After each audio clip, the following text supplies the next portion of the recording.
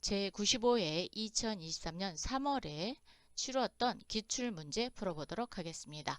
회계 2급은 이게 통합 데이터이기 때문에 그 데이터 많은 거에서 회사를 찾아야 돼요. 그래서 1005 회계 2급에 회사 B 그리고 김은찬으로 로그인 하시면 우리가 3월에 출제되었던 기출문제를 푸실 수 있습니다. 자, 준비되셨으면 이제 실무 기출문제 풀어보도록 하겠습니다. 첫 번째, 당사의 회계 관련 시스템 환경 설정으로 옳지 않은 것을 고르시오. 그랬어요. 자, 우리 시스템 환경 설정을 보려면 시스템 관리에 회사 등록 정보에 그렇죠. 시스템 환경 설정이죠. 네, 들어오세요. 여기에서 중국어로 된 재무제표를 조회할 수 있다 그랬거든요. 그럼 여기다 뭐라고 칠까요? 환경 요소를? 재무라고. 한글로 재무라고 두 글자만 쳐보세요. 그랬더니 일본어로 되어 있어요. 즉 중국어는 선택이 되어 있지 않습니다. 여기 유형 설정이 2번. 그래서 일본어로는 재무제표를 출력할 수 있지요. 그래서 1번이 틀렸습니다. 두 번째는 고정자산 처분 시에요. 월할 상각 방식으로 상각한다 그랬습니다. 그럼 여기다 뭐라고 칠까요? 자산. 네, 자산. 해서 처분 자산의 상각 방법을 살펴보니까 유형 설정이 2번이에요. 그래서 월할 상각. 오, 맞습니다. 옳은 답이죠. 전표 입력 메뉴에서 전표 복사 기능을 사용할 수 있다 그랬거든요. 그러면 환경 요소에다 복사라고 한번 쳐보세요. 그러면 이렇게 전표 복사, 즉 복사라는 단어가 들어가 있는 환경 요소는 다 보입니다. 그런데 하나밖에 없네요. 그래서 사용. 네, 유형 설정이 1번으로 되어 있으니까 사용한다 그랬으니까 복사 기능이 있다는 거죠. 자산 등록 시 코드는 자동 부여하지 않고 사용자가 직접 입력한다 그랬어요. 자, 등록 시 자동 부여입니다. 그럼 여기 뭐라고 치실 거예요? 자산. 자산 치셔도 되고 뭐 자동 이렇게 치셔도 되겠죠. 근데 자산으로 쳐보세요. 그래야 고정자산에 대한 부분이 나오니까 여기에서 자산 코드 자동 부여 이렇게 나왔는데 지금 유형 설정이 부 이렇게 됐어요. 그러니까 그렇죠. 사용자가 직접 입력하시는 겁니다. 즉 자동으로 부여하겠다 그러면 1번이 되는 거고 직접 부여한다 그러면 0번이 되는 겁니다. 그래서 이것도 옳은 설명. 1번의 답은 1번. 두 번째, 다음 사원 중 재경부 소속이 되어 있지 않은 사원을 고르시오. 자, 사원을 볼 수 있는 메뉴는 사원 등록이죠. 회사 등록 정보에서 사원 등록 클릭하셔서 재경부에 소속되어 있는 사원을 고르는 거니까 재경부에다 커서를 이렇게 놓으시고 조회 버튼 누르시면 돼요. 첫 번째, 김종민 있습니다. 네. 신서율 있습니다. 박혜수 있습니다. 김지중 없습니다. 그러니까 재경부에 소속되지 않은 사원은 김지중입니다. 그럼 김지중은 어디에 소속되어 있나?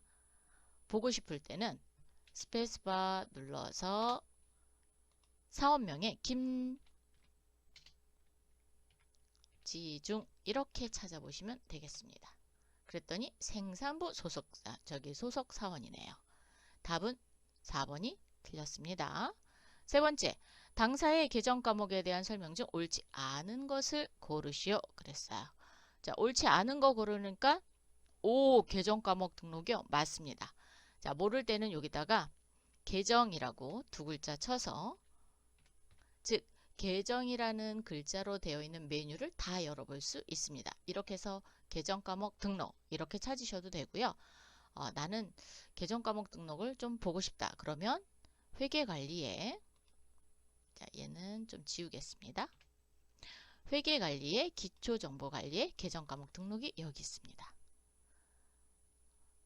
이 부분에서 첫 번째 11100 즉 111번은 대손충당금은 110번 받으러 오매 차감 계정이다. 그랬으니까 11100을 열어봐야 되죠. 자, 111은 여기 101부터 145 즉 당좌자산 안에 있습니다. 자, 클릭하셔서 111 대손충당금 커져 갖다 놓으시고 오케이 여기입니다.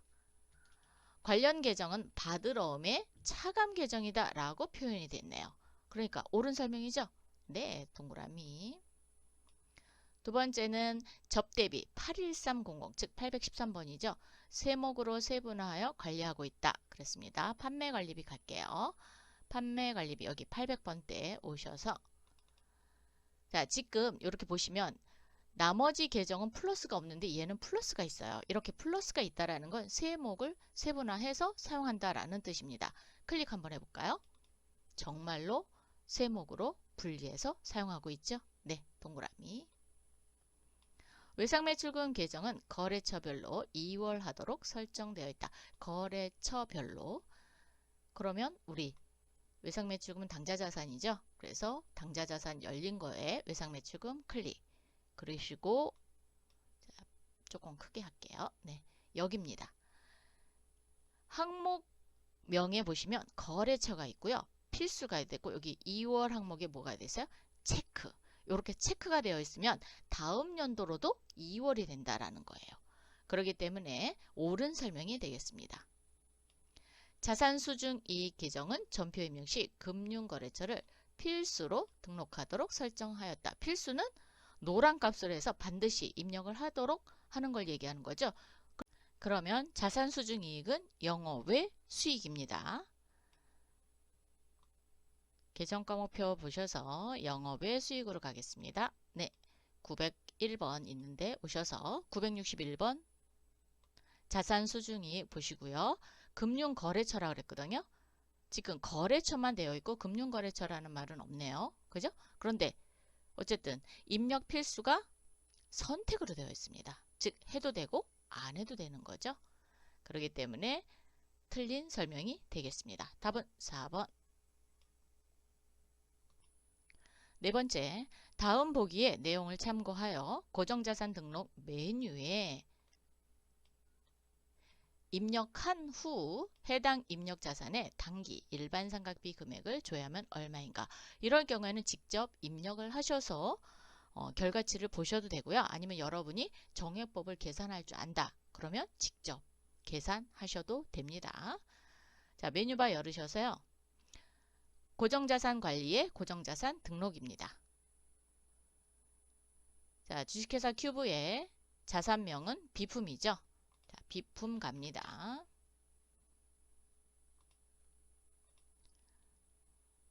코드명은 여기 코드 여기 있습니다. 2103. 자산명은 복합기네요. 엔터. 취득은 여기 있습니다. 2023년 1월 1일이네요. 취득원가 넣겠습니다. 취득원가 여기 500만원 있네요. 상각방법은 정액법. 내역연수 5년. 100만원이죠. 하단에 경비구분은 800번대. 그리고 관리부서는 재경부입니다. 재경부. 혹시 뒤에 문제에 영향을 미칠 수 있으니까 입력하라 그러면 입력을 해보세요. 그게 훨씬 더 여러분에겐 유리하실 겁니다. 자, 입력하시고 나서 그렇죠. 삼각비 볼 거니까 여기입니다. 여기 일반 삼각비 얼마? 100만원. 답은 2번.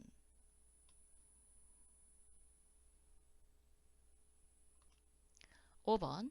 당사는 여비교통비, 판매관리비니까 800번대라는 거를 기억해 두시고 관리 항목으로 프로젝트와 사용부서를 입력하였다. 주식회사 큐브의 2023년 1분기 사용된 여비교통비 중 프로젝트가 1000번의 그룹웨어이며 사용부서가 재경부로 관리 항목으로 입력된 금액은 얼마인가? 와우. 지금 프로젝트도 걸어야 되고 사용부서도 걸어야 되고 계정 과목도 걸어야 되죠. 여러 개를 이렇게 한꺼번에 걸으려면 관리 내역 현황이 가장 좋습니다. 자, 메뉴바 한번 볼게요. 전표 장부관리에 관리 항목 원장이 있고 내역 현황이 있는데 이렇게 두 가지 이상인 경우에는 내역 현황이 보기가 굉장히 좋습니다. 자, 내역 현황 열겠습니다. 열어서 자, 관리 내역 현황 들어오셨죠? 잔액 쪽으로 가겠습니다. 지금 여기 관리 항목 하나만 열렸잖아요. 그런데 잔액 쪽으로 오시면 이렇게 하나, 두 개를 열 수 있거든요. 자, 항목 첫 번째 항목에 그룹웨어 먼저 넣겠습니다. 자, 프로젝트로 먼저 넣게요. 자, 프로젝트 넣어서 굳이 다 할 필요 없어요. 그룹웨어만 선택하겠습니다. 선택이 되셨나요? 자, 두 번째는 사용 부서 넣겠습니다. 사용 부서는 C1입니다. 그러면 어디만? 그렇죠. 재경부만. 재경부만 넣겠습니다. 그리고 1분기 그랬습니다. 그러면 기간 입력을 통해서 1분기 선택 그냥 꾹 누르세요. 확인. 그리고 계정은 여비교통비라 그랬으니까 계정 코드 도움을 열어서 여비라고 두 글자만 치겠습니다. 굳이 다 안 치셔도 돼요. 두 글자만 치셔도 여러분이 충분히 찾으실 수 있습니다. 자, 800번대 여비교통비 선택. 그랬더니 그룹웨어에 속하면서 재경부 그리고 입력된 금액은 자 1사분기입니다. 1사분기에 사용된 금액은 83만원. 답은 1번. 그렇죠. 이렇게 찾으시면 되죠. 그런데 내역 현황을 발생 기준으로 보면 하나 항목을 걸 수 없습니다. 그래서 이렇게 두 가지 이상의 항목을 걸을 때는 잔액 탭에서 건다. 요게 이번 문제의 포인트가 되겠죠. 6번 가겠습니다. 주식회사 큐브는 선급 비용에 대하여서 기간 비용을 관리하고 있다 그랬습니다. 자, 기간 비용을 관리하고 있는데 주식회사 큐브의 2023년 12월 말 결산 시 단기 비용으로 인식해야 할 금액은 얼마인가 라고 했거든요. 자, 그럼 메뉴바 열으셔서 전표 장부 관리의 기간 비용 현황입니다. 자, 기간 비용 현황. 네, 여기서 그냥 조회해서 불러오기. 자, 새로 불러오기. 예. 그랬더니 해당 점포의 시작일과 종료일 설정이 불안정하여 일부 점표를 불러오기를 실패하였습니다. 라고 되어 있거든요. 자, 이럴 경우에는 이렇게 여러 개의 저기가 되는데 이게 제대로 되어 있지 않으니까 여러분이 이렇게 보지 마시고 지금 기간 비용을 관리하고 있다 그러니까 회사 차원에서 이미 관리를 한다라는 거죠. 그래서 기간 비용 현황을 열으셔서 현황에 오셔서 조회 버튼 눌러보세요. 그러면 이렇게 계약 기간이 제대로 입력되어 있는 부분에 대해서만 들어왔습니다. 들어오고 단기 비용으로 인식할 금액은 얼마냐라고 했으니까 그렇죠. 저희도 보시면 여기 있습니다. 조회 기간의 비용.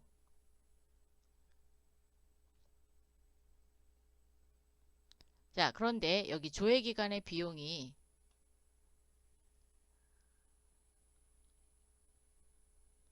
계정 과목이 선급 비용이고요.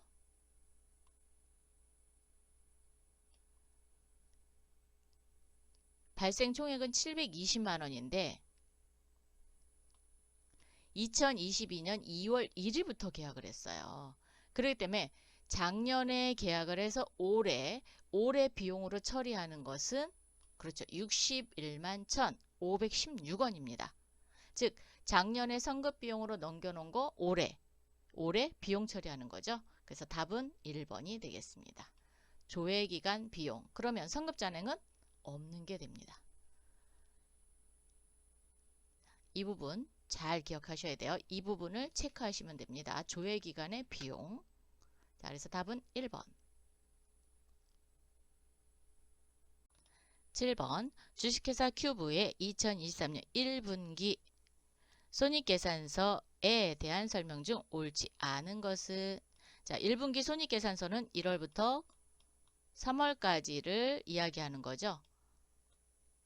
자 그러면 우리 손익계산서 한번 열어볼까요? 자 메뉴바에서 결산 재무제표 관리 손익계산서 그럼 언제까지 해야 돼요? 3월 31일 2023년 3월 31일 조회 그랬더니 단기와 전기를 비교할 수 있는 비교식 손익계산서가 열렸습니다. 오, 근데 왜 기간별 손익계산서로 안 보고 손익계산서로 볼까요? 그럼 기간별 손익계산서와의 차이점을 좀 볼까요? 기간별 손익계산서 분기별로 오셔서 여기 전년 대비 요거는 전년도 거예요. 네, 그래서 분기별 해서 1사분기. 그랬더니 1사분기만 딱 나왔습니다. 자, 그럼 보기를 볼게요.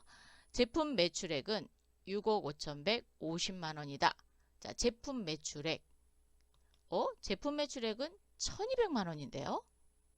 즉, 전체 매출액은 6억 5,150만 원 중 상품 매출이 6억 3,950이고 제품 매출이 1,200이라는 얘기예요. 1번부터 틀렸죠? 네, 1번이 답입니다. 옳지 않은 설명. 2023년 1분기에 발생한 영업외 수익은 없다. 자, 하단 쪽으로 내려오시면 영업외 수익은 0원. 네, 맞습니다. 없습니다. 2022년도에서 2월 된 상품이 5억 965만 원이 존재한다. 즉, 작년도 기말 상품 재고액이 올해 뭘로 넘어와요? 기초 상품 재고액으로 넘어오죠. 자, 그러면 여기 기초 상품 재고액 넘어왔습니다. 5억 965만 원. 맞네요. 네, 여기서 봐도 되겠네요. 그런데 여러분이 보시기가 불편하시면 손익계산서에서 그렇죠. 전년도 기말상품 재고액을 보시면 되죠. 그런데 전년도 기말상품 재고액은 그렇죠. 당기의 기초상품 재고액이다 라는 거를 캐치하시면 기간별 손익계산서에서도 보실 수 있습니다. 판매관리비 중 복리후생비는 973만 5천 원이 발생하였다. 자, 판매관리비 오셔서 복리후생비 커져 갖다 놓으니까 973만 5천 원. 네, 맞았습니다. 그래서 틀리게 설명된 것은 1번이 되겠습니다. 요거 여러분 착각을 많이 하실 수 있어요. 제품 매출액은 1,200만 원입니다. 8번째, 주식회사 큐브의 2023년 상반기 중 체크해 놓으시고 외상매출금 회수금액입니다. 그러면 외상매출금은 자산이니까 회수됐으니까 그렇죠. 감소죠. 그래서 대변 금액을 보시면 됩니다. 발생하지 않은 월은 언제입니까? 라고 했어요. 어디 가서 볼까요? 총계정 원장. 그렇죠. 달이 표시되어 있는 총계정 원장이 가장 보기 좋겠죠. 자, 총계정 원장 월별로 오시고요. 기간 입력 통해서 상반기 꾹 눌러주세요. 계정은 외상매출금은 108번이거든요. 그래서 외상매출금 같은 경우는 좀 외워두세요. 코드를. 그러면 쉽게 찾으실 수 있습니다. 자, 1월부터 6월까지 중 발생하지 않은 월은 그렇죠. 4월. 네. 답은 4번입니다. 9번. 주식회사 큐브의 2023년 3월 31일 기준 외상매출금의 대손충당금 잔액은 얼마인가? 자, 대손충당금 잔액을 알아보려면 재무상태표 또는 합계잔액시산표 보셔도 됩니다. 왜? 3월 31일 기준이니까. 그럼 재무상태표 볼게요. 자, 재무상태표 2023년 3월 31일 선택하시고요. 조회. 외상매출금 커져 갖다 놓으시고 잔액을 물어봤습니다. 696만 5,817원. 이게 좀 어렵다. 그러면 합계잔액시산표 열어보시면 2023년 3월 31일 하시고요. 외상매출금 잔액 여기 있죠? 이렇게 보시는 것도 하나의 방법. 그러니까 꼭 정해진 장부를 열어야 된다라는 건 없어요. 여러분이 열기 쉬운 거 그리고 최근에 자주 열어봐서 한눈에 볼 수 있는 거 이런 거 찾아서 하시면 됩니다. 잔액을 물어봤기 때문에 합계잔액시산표 열어도 상관없다라는 거죠. 그래서 답은 4번 그렇죠. 이렇게 찾으시면 됩니다. 10번 주식회사 큐브는 2023년 1년간 체크하시고요. 지출증빙 서류 검토표를 작성하려고 한다. 각 증빙별 합계금액으로 옳지 않은 것은 그랬어요. 지출증빙 서류 검토표 어디 있는지 잘 모르겠다. 그러면 여기다가 그렇죠. 지출이라고 두 글자만 치세요. 지출. 네, 그러면 지출증빙 서류 검토표 딱 나오죠. 자, 클릭하셔서 1년 동안입니다. 기표 기간을 올해로 넣으시고요. 확인, 조회. 계산서입니다. 계산서는 조금 크게 할게요. 네, 여기 있습니다. 계산서에 합계금액 보셔야 돼요. 위에 거 보시면 안 됩니다. 합계금액 25만원. 네, 맞습니다. 현금 영수증 여기죠. 현금 영수증 하단에 합계금액을 보니까 50만원 맞습니다. 세금계산서 네, 여기고요. 하단에 6억 4,373만원인데 5억 3,148만원이라 그랬으니까 네, 틀렸습니다. 신용카드 법인입니다. 그래서 신용카드 법인 쪽에 오셔서 350만원. 답은 3번이 틀렸네요. 이렇게 해서 합계금액에 나와 있는 금액으로 확인하시면 되겠습니다.